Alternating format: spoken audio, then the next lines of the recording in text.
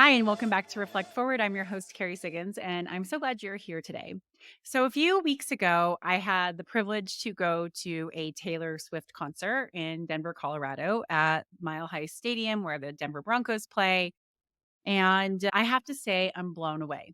And I know you're probably wondering why I'm talking about Taylor Swift, but I will get to that in just a minute.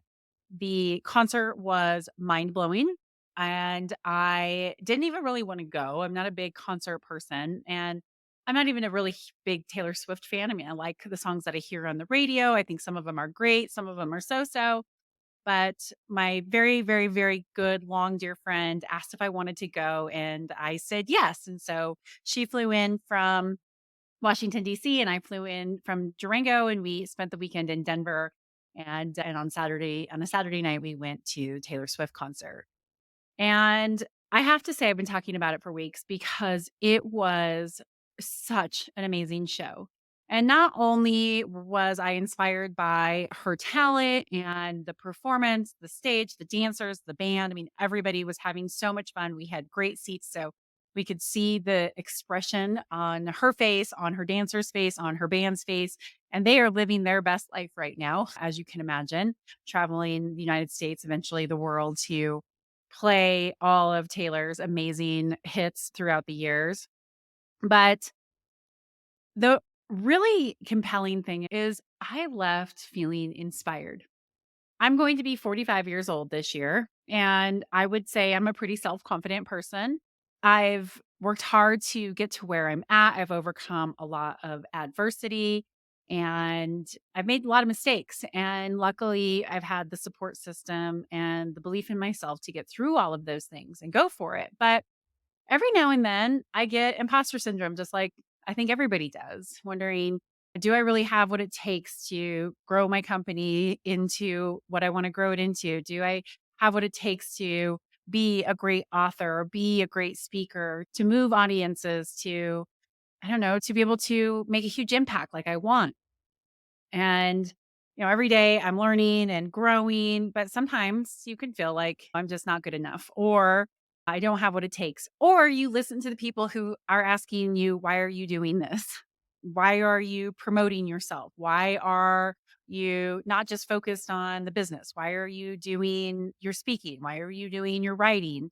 And those questions can make you question yourself. And I certainly have spent time over these past few years, past few months, past few weeks questioning those things. And I don't think it's unusual, but it can also be, I don't know, demoralizing, demotivating, and it can cause you to have self-doubt. So, when I go to this Taylor Swift concert and I watch her absolutely own who she is unapologetically, telling her story the way she wants to tell her story in front of 75,000 people at that particular concert, and loving every minute of it, even though there has been heartbreak and hardship and all of those things, and that she tells in her stories and her songs, she is killing it. And basically is like, if you don't like it, I don't care because I'm making an impact. I am changing people's lives through my music. I am touching people's life through my music. I am making people's lives better. I'm entertaining them through these concerts. And I finally got it. I finally got what people see in her, what so many of these young girls who aspire to be like her and who look up to her. She's so empowering. I'm 45 years old and I walked away feeling empowered. And it gives me goosebumps just thinking about it because how often does that happen to you where you hear somebody speak or talk to a mentor or your boss or see a performance or watch a movie or listen to a song that truly makes you feel like, you know what? I can do this. I can live my life. I can live the life I want. I can go after my dreams. And I can be unapologetically me, even if there are people who say, why are you doing this? Or maybe you shouldn't. Why don't you play it safe? Maybe your focus should be here. Or I don't know, maybe you're not smart enough to do something. I don't know, all the things that people hear from other people or worry about what other people are thinking and don't actually just go for it. So I wanted to share this because It was truly remarkable. If you have the opportunity to see Taylor Swift perform, do it because you will walk away a changed person. I cried a few times because she was so compelling in the delivery of her emotions, her words, her storytelling. It moved me. And it is something that I think as leaders that we want to do too. We want to move people, we want to inspire people, we want to influence people. And you can only do that when you are authentically you and you are going after your dreams. So today, that's what I want to talk about is go after your dreams. Like who knows what's going to happen in this world, right? It's crazy volatile times. So I just want to encourage you to go for it because who knows what tomorrow is going to bring. And it's always been that way. Even though we're living in crazy volatile times that we aren't really sure what's going to happen tomorrow, it's always been that way. We do not know what is going to happen in the next minute. That is why we have to live in the present and why we have to live the life that we want to live. So, if you are a person out there who has dreams and goals, which I know you are because we all have them, I really want you to go for it. So, I really want to encourage you to go for it, to live your dreams, to not be afraid. Because let's face it, we all have dreams and we all have goals. And many of us don't go after them because we are afraid. It's simply fear, fear of the unknown, fear of failure, fear of being judged. We live in a society where the norm is do it the right way. And deviating from doing it this way, doing it the right way, by chasing something unconventional, that can invite criticism. It can invite uncertainty and self doubt and perceived risk. And that is daunting. But you only have this one life to live. And what I have learned by taking risks and by going after my dreams is that life is so much more fulfilling when you go for it. And I recognize that the fear is real, but what is worse, staying stuck where you're at or maybe taking that action that helps you create the life you want? So, how do you overcome this fear and gain that self confidence? Because it's usually a self confidence issue that we feel like, okay, I can't do this. I don't deserve it. People will judge me, all of those things. It starts with believing that you are worth it. You are worth it. Your potential is worth it. Look inside. Your dreams are valid. Your ambitions are worthy. You as an individual can achieve greatness. In fact, you are the only person in your life who can make that happen. Sure, there are going to be lots of people who can support you along the way, but it takes you deciding that you are going to go after it to make it happen. It takes self confidence. And to nurture your self confidence, you've got to take small steps towards your goals every day. Celebrate your victories, no matter how small they are.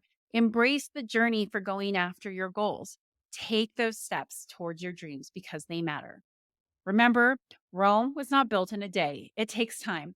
I look back to starting this whole journey of developing my leadership platform. It started during COVID. I had time. I decided I was going to write a book, going to start this podcast because I wanted to have a creative outlet. And I needed that in COVID. And I decided I was going to go for it and do it. And I didn't know where it was all going to lead. But as I started to do more and more of the podcast and write more and more, and I would get feedback from people saying, "Hey, you're really making a difference. This is really meaningful. I tried this, I put it into practice, I changed my life." It became more motivating because I was realizing that I could make an impact. And I look back at where I started and where I am today, and it's amazing. And sure, there has been setbacks, and sure, I've gotten negative feedback, and sure, I've had self doubt. And yeah, it's a lot of work. And sometimes I wonder if it's worth it. But when I look at where I am today, it's amazing how far I've come. I was a terrible speaker, and now people are asking me to speak. I was a mediocre writer, like I could put words together, and now my writing is in a book. And that has only happened because I have decided to go for it. I decided to practice. I decided to take those small steps. I decided to put the work into it. And it has built my self confidence as I've been on this journey. So take action. Action is the only way forward. And if you do fail, if you go after your dreams and it doesn't work out the way that you wanted it to, one, trust in the process, right? The universe, God, whatever you believe in, sometimes throws challenges at you so that you have to learn adversity, so that you push through the struggle so that the end result becomes so much more worthwhile. Those challenges help make you stronger. They help you learn about yourself and learn about others. Don't see failure as failure. See it as a way not to do something. See it as a stepping stone, a learning opportunity. Reframe it in your mind. Think of the most successful people. They did not get to where they are today without failing a lot. And yes, maybe you think that, oh, they were an overnight success. I can promise you nobody's an overnight success. It takes hard work and it takes falling on your face and it takes taking risks and putting yourself out there and not necessarily always doing a great job or not having everybody agree with what you're saying or doing, or sometimes just like flat out like swinging and missing. But that is how we learn. Look at failure as a detour. It's a scenic route that we're on, right? And a detour, that's okay. You can learn lots of things. You can see lots of things on that detour on your journey towards your dreams. Now for the $1,000,000 question. How do you stop caring about what other people think as you chase your dreams? Great question. I knew you were going to ask because I ask myself all the time. You have to accept that you can't please everyone. And the fact is that you are living your life. You're not living somebody else's life, and somebody else is not living your life. You are living your life. There's always going to be naysayers out there, but you are chasing your dream for you. You're doing it for you. You're doing it because you know that it's going to make your life better, that it is going to make you more impactful, that it's going to make you happier, more fulfilled as a person. And if you don't do those things, then you are missing opportunities to be that person that you are inside. You're shape shifting and worrying about what other people are thinking, and you're doing it for other people. Do it for you. You are the author of your life. So, what story do you want to tell? And you need to go for it. When you get criticism, learn to filter it. Constructive criticism can be very helpful. It's, in fact, some of the most life shaping moments I have had was when I've received really tough feedback. But instead of letting it stop me or take me down or change who I am, I used it as fuel to get better. I said, you know what? You're right. I didn't do that well, or I'm screwing up here, or I'm not showing up in the best possible way. And I'm going to change it. I'm going to work on it. I'm going to improve that area. Thank you for that feedback. But if people are just being naysayers without adding any value, like giving helpful feedback, tune those voices out. If somebody says, why are you doing that? Why are you being self promoting? Why are you going after your dreams? Why are you quitting your job? Why are you starting a business? Why are you doing XYZ? You shouldn't do that. That's added value. That's not giving you something that's helpful. So turn those voices down, or maybe even just completely mute them, right? You do not need to listen to those people. This is your journey. You need to go on that journey, own it. Going after your dreams requires resilience, it requires hard work, it requires a certain level of stubbornness. You're just going to do it no matter what. You have to embrace those fears. You have to build your self confidence. You have to learn from your failures and don't let others dictate your past. This road to your dreams is windy and it can be long. And maybe there's some bumps along the way. And maybe you go on that detour, but it is worth it in the end. And no matter who you are, whether you like Taylor Swift or not, channel your internal Taylor Swift. Because if you have 75,000 people night after night after night coming to cheer you on, to say, you are making an impact in my life, thank you, then you are doing the right thing. And while it might not be 75,000 people, because let's face it, most of us are not Taylor Swift, even if it's just that one person, even if it's just yourself, you're doing it for the right reasons. So go for it. Channel that empowerment, feeling like I can do this. I can empower myself to go after my dreams. All right. I will include a close up video of a clip from the Taylor Swift concert on my website in the blog post, just so you can see how amazing it was.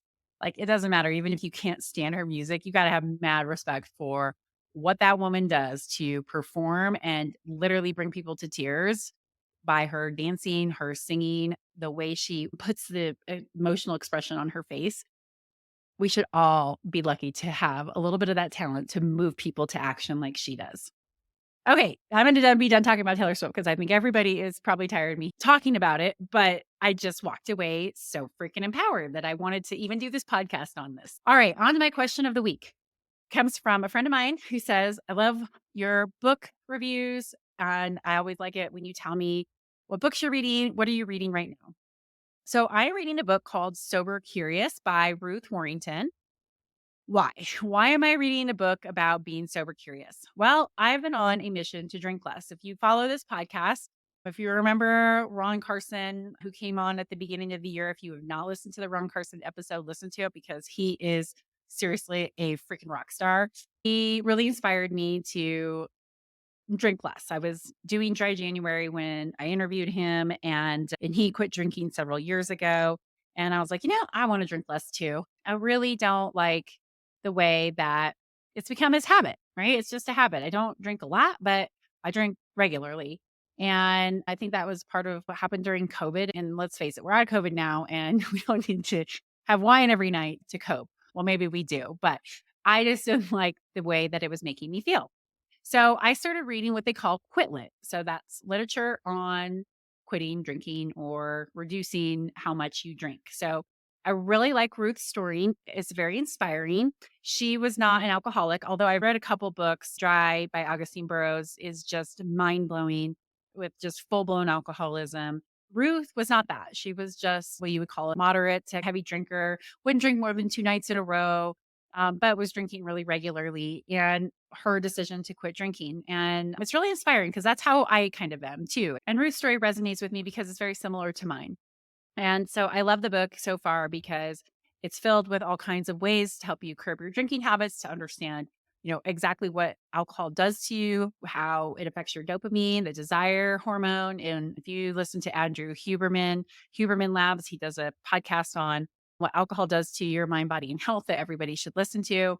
But she talks about it in a really easy way to understand. And I like it. It's really good. And I'm also doing her 100-day no drinking challenge. So she has a workbook that comes along with it, which seems maybe a little bit silly, but it is an accountability buddy. And when you write out how you're feeling, especially when you, oh, I really just want that glass of wine after work, it's really helpful. So I'm actually thinking about starting a separate blog on my website just to document this 100-day journey.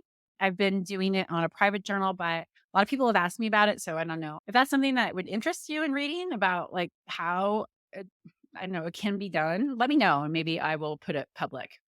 So, just a couple things that I've noticed since consciously deciding to curb my alcohol consumption is that there's a lot of benefits. One, I am more energetic and clear headed.